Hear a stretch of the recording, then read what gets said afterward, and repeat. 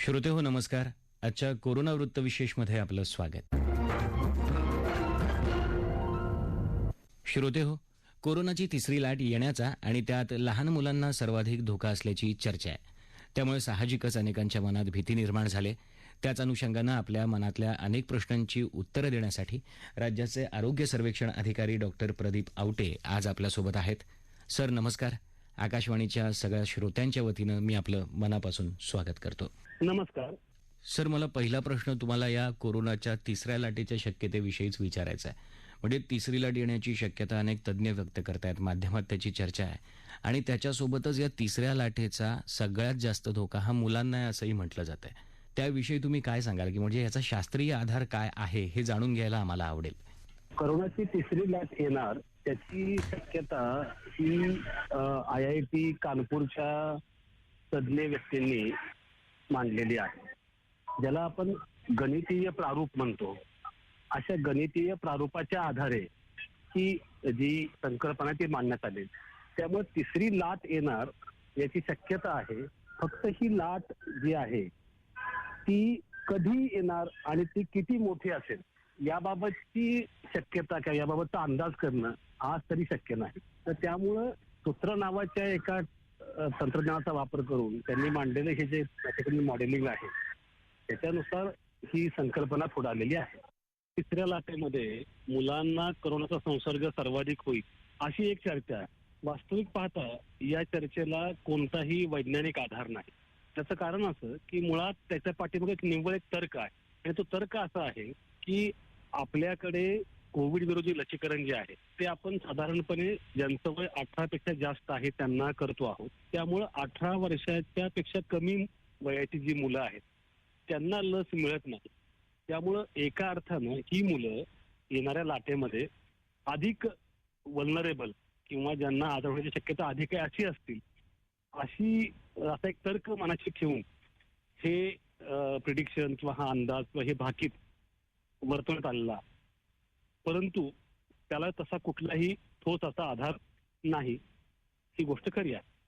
Sir, याच पार्श्वभूमीवर मला तुम्हाला दुसरा प्रश्न विचारावासा वाटतोय, की म्हणजे काहीही जरी असलं तरी पहिल्या लाटेत म्हणा किंवा आताही म्हणा काही मुलांना संसर्ग झालाय हे मात्र वास्तव आहे.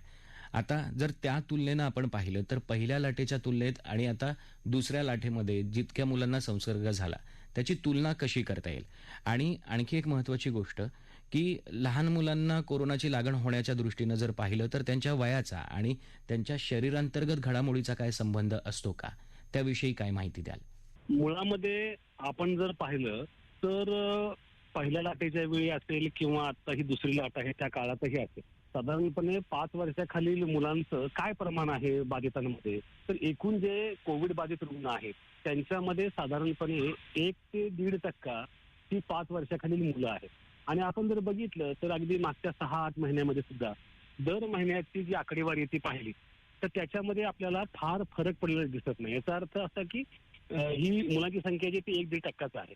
किंवा 18 वर्षाखालची जर मुलं आपण पाहिली तर साधारणपणे आपल्याला दिसतं की साधारणपणे 7 ते 10% आसपास या वयोगटातल्या मुलांना बाधा झालेली दिसून येते. म्हणजे याच्यामध्ये कोणतेही वाढ होताना दिसत नाही. याचं कारण काय आहे की मुलामध्ये जी शक्यता आहे कोविड होण्याची ती मुलांच्यामध्ये पण प्रौढ व्यक्तींच्या एवढीच आहे, परंतु मुलांच्यामध्ये तुलनेनं हा आजार सौम्य स्वरूप धारण करतो असं आपण पाहिलेलं आहे. याचं कारण आहे कारण की हा विषाणू जेव्हा आपल्या शरीरामध्ये प्रवेश करतो तेव्हा त्याला शरीरामध्ये प्रवेश करण्याकरता एका रिसेप्टरची आवश्यकता असते. त्या रिसेप्टरला चिकटून तो आपल्या शरीरामध्ये प्रवेश करतो. आता जेव्हा हे रिसेप्टर जे आहेत तेच लहान मुलांच्या मध्ये पुरेसे विकसित झालेले नसतात, त्यामुळे स्वाभाविकच काय होतं की व्हायरसचा प्रवेश अगदी फुफ्फुसापर्यंत होणं आणि त्यातून गंभीर आजार उद्भवणं हा प्रकार जो आहे तो मुलांच्या मध्ये खूप कमी प्रमाणामध्ये आढळतो. आणि म्हणून जर आपण अगदी मुलांच्या मधल्या गुंतागुंतीचं आणि मृत्यूचं प्रमाण पाहिलं तर वयोगटानुसार त्यांच्या मृत्यूचं प्रमाण हे अगदी 0.04, 0.3 असं आहे. म्हणजे 10,000 मुलांना जेव्हा हा आजार होतो तेव्हा त्यातल्या एखाद्या मुलामध्ये गुंतागुंत किंवा मृत्यू होऊ शकतो. एवढं हे प्रमाण प्रौढांच्या तुलनेमध्ये अत्यल्प आहे. त्यामुळं मुलांच्या मध्ये जरी कोविड झाला तरी त्यांच्यामध्ये गंभीर कोविड होण्याची शक्यता ही थोडीशी दुरापास्त असते असं आपण म्हणू शकतो. सर, खरं तर खूप सोप्या शब्दात तुम्ही समजावून सांगितलं की आजार होऊ शकतो पण तो फारसा गंभीर नाहीये. आता यानंतर फक्त एक वस्तुस्थिती नाकारता येत नाहीये, की आजार होऊ शकतो. तो गंभीर नसणं म्हणजे सौम्य असणं. बऱ्याचदा काय होईल, की तो झालाय हे ओळखता येणार नाही पालकांना. तर तो झालाय हे कसं ओळखावं? कारण ही मुलं स्प्रेडर पण ठरू शकतात. तर त्याबद्दल काय माहिती द्याल? 2-3 गोष्टी आहेत, की मुलांमध्ये लक्षणं जी आहेत ती थोडीफार वेगळी असू शकतात.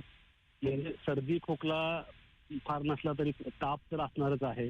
काही वेळा पोटदुखी, उलटी जुलाबाचं प्रमाण लहान मुलांच्या मध्ये प्रौढ व्यक्तीच्या तुलनेमध्ये जास्त असू शकतं. किंवा अगदी लहान मुलांच्या मध्ये मूलमलूल होऊन पडणं, त्यांना काही न खाणं-पिणं किंवा मूल खूप चिडचिडं होणं, सारखं रडणं, आईनं किंवा बाबांनी जवळ घेऊन सुद्धा त्यांना न समजावणं. या सगळ्या गोष्टी ज्या आहेत, या अनेक प्रकारची लक्षणं ती मुलांच्या मध्ये असू शकतात. त्यामुळं आपल्या घरामध्ये इतर कुणाला अशा पद्धतीचं इन्फेक्शन झालं असेल आणि मग मुलामध्ये अशी लक्षणं असतील तर त्याला अजून जास्त महत्व आहे. त्यामुळं अशा पद्धतीची लक्षणं असतील तर त्या मुलांना दाखवून घेणं, वैद्यकीय सल्ला घेणं ही त्यातली आवश्यक गोष्ट आहे. सर, पालकांनी कसं सावध राहिलं पाहिजे, ओळखलं पाहिजे ही माहिती दिलीत. आता राज्याचं पालकत्व प्रशासनाकडे आहे, व्यवस्थेकडे आहे. तर मुलांना कोरोना होऊ शकतो ही शक्यता जर लक्षात घेतली किंवा ती गृहीत धरून काम सुरू करायचं म्हटलं, तर मुलांसाठी ही आरोग्य व्यवस्था तयार असायला हवी. म्हणून सरकारनं काय-काय तयारी केली आहे याबद्दल काय माहिती द्याल? आता मुलांना सर्वाधिक बाधा होईल हा अंदाज हे भाकीत खरं असेल किंवा नसेल येणारा काळच ठरवेल. पण असं जरी असलं तरी आपण तयारी सुरू केलेली आहे. कारण की तयारी कधीही वाया जात नाही. त्यामुळं आता आपण काय केलेलं आहे की मुळात राज्य सरकारनं राज्य पातळीवर बालरोग तज्ञांचा एक टास्क फोर्स गठीत केलेला आहे. आणि ही जी टास्क फोर्स मधली सगळी तज्ञ मंडळी आहेत त्यांनी लहान मुलामधील जो करोना आहे त्याच्या अनुषंगानं काय काळजी घ्यावी, जर झाला तर कोणत्या पद्धतीचे उपचार करावेत, कोणती औषधं वापरावीत, याच्या अनुषंगानं प्रोटोकॉल तयार करणं हा त्याचा एक भाग आहे. दुसरा भाग असा आहे की या उपचाराकरता एकूण जिल्हा आणि तालुका पातळीवर, गाव पातळीवर आपण काय सुविधा निर्माण केल्या पाहिजे, त्याच्या अनुषंगानं आपण लहान मुलांच्या करता अतिदक्षता विभाग तयार करणं किंवा लहान मुलांचे जे वॉर्ड आहेत ते मोठ्या माणसांचे थोडे वेगळे असले पाहिजेत. आपण पाहिलं असेल की सांगलीमध्ये आपण एक असा वॉर्ड तयार केला ज्याच्यामध्ये खेळणी आहेत, भिंतीवर चित्र रंगवलेली आहेत, घसरगुंडी आहे. तर या सगळ्या ज्या म्हणजे मुलांच्या करता तो वॉर्ड हा आजारी माणसांचं काही ठिकाण आहे असं न वाटतं त्यांना ते खेळण्याचं ठिकाण, एखाद्या बागेमध्ये किंवा गार्डनमध्ये आपण आलोय असं वाटणं, हे मुलांनी तिथं रमावं याच्याकरता आवश्यक असतं. त्यामुळं अशा पद्धतीनं काही वेगळ्या पद्धतीचे अभिनव आणि कल्पक स्वरूपामधले वॉर्ड आपण तयार करतो आहोत. त्यामुळे हा त्यातला एक दुसरा भाग. आणि हे सगळं करत असताना मुळात उपचार करणारे डॉक्टर्स आणि त्यांचे जे काही आरोग्य कर्मचारी आहेत, पॅरामेडिकल स्टाफ आहे, त्यांचं क्षमता संवर्धन, त्यांचं ट्रेनिंग हा त्यातला अजून एक महत्वाचा भाग आहे. आणि म्हणून मग अगदी गाव पातळीपासून, तालुका पातळीपासून ते जिल्हा पातळीपर्यंत सर्व स्तरावर लहान मुलांना उपचार कसे करावेत याच्या अनुषंगानं प्रशिक्षण आपण घेतो आहोत. मध्यंतरी माननीय मुख्यमंत्र्यांनी काही नामवंत बाळ तज्ञांसोबत राज्यातील सर्व डॉक्टरांशी आणि आरोग्य कर्मचाऱ्यांशी संवाद साधला, तो त्याचाच एक भाग होता. तर हे सगळं आता आपण सुरू केलेलं आहे. त्याच्याशिवाय वेगवेगळ्या माध्यमातून जसं मी आता तुमच्याशी बोलतो आहे, लोकांपर्यंत या लाटेच्या तयारीबद्दल, घ्यावयाच्या काळजीबद्दल एकूण संदेश पोहोचवणं, लोकांमध्ये जागृती निर्माण करणं, या सगळ्या गोष्टी आयुष्याचा एक भाग म्हणून सुरू आहे. त्यामुळं ज्याला आपण म्हणूयात की लोकप्रबोधन, तर तेही सगळं सुरू आहे. तर सरकारी पातळीवर ही सर्व तयारी आपण पूर्ण करत आणलेली आहे. त्याच्यामुळं आपल्या कुठल्याही मुलाला असं काही इन्फेक्शन झालं तरी त्याच्या अनुषंगानं सर्व यंत्रणा सुसज्ज आपण करतो आहोत. हा त्यातला अत्यंत अत्यंत महत्वाचा भाग आहे.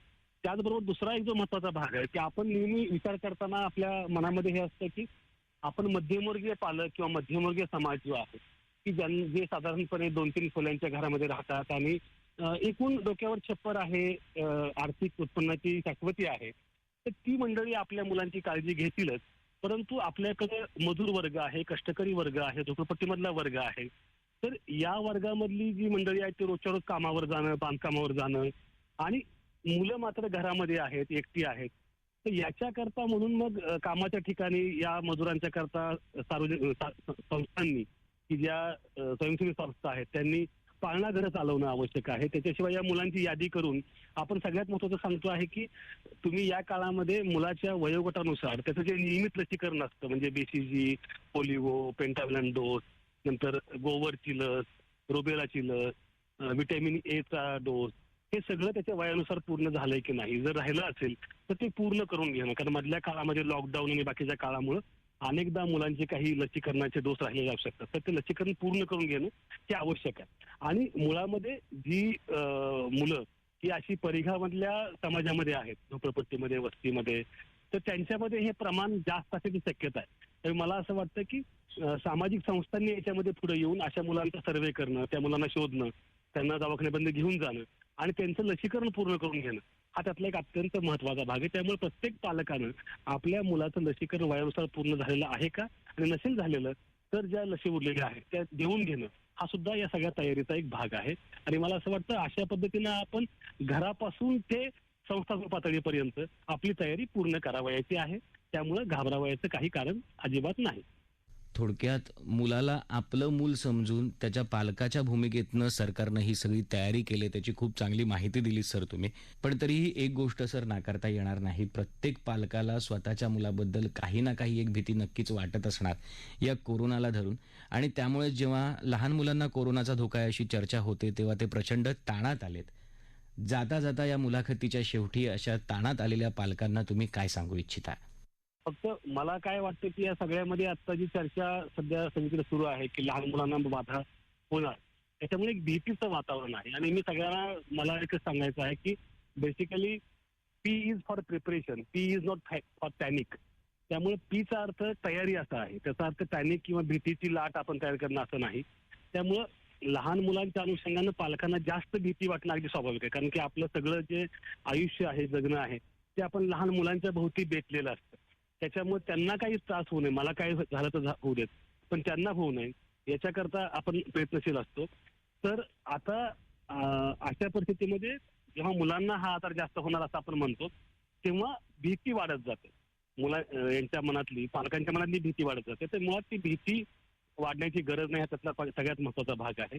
म्हणजे आपण आपल्या मुलांकडे कोविड बद्दलची भीती संक्रमित करू नये असं माझं पालकांना सांगणं आहे. आणि त्यांना मुळातच लॉकडाऊनमुळं, शाळा बंद असल्यामुळं मुलं एका अर्थानं कोंडली गेल्यासारखी झालेली, त्याच्यामुळे ती त्रासलेली आहेत.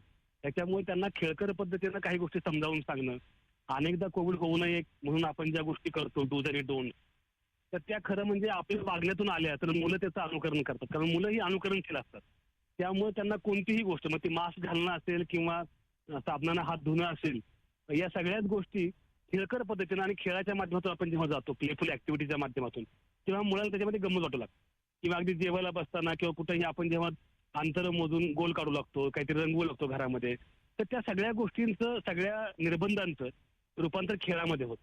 आणि मग मुलं ती खूप सहजतेनं गमतीमध्ये करू लागतात. तर म्हणून या सगळ्या निर्बंधांची गंमत कशी करता येईल आपल्याला हे आपण पाहिलं पाहिजे आणि मुलांवरचे अनाठाई निर्बंध टाळले पाहिजे.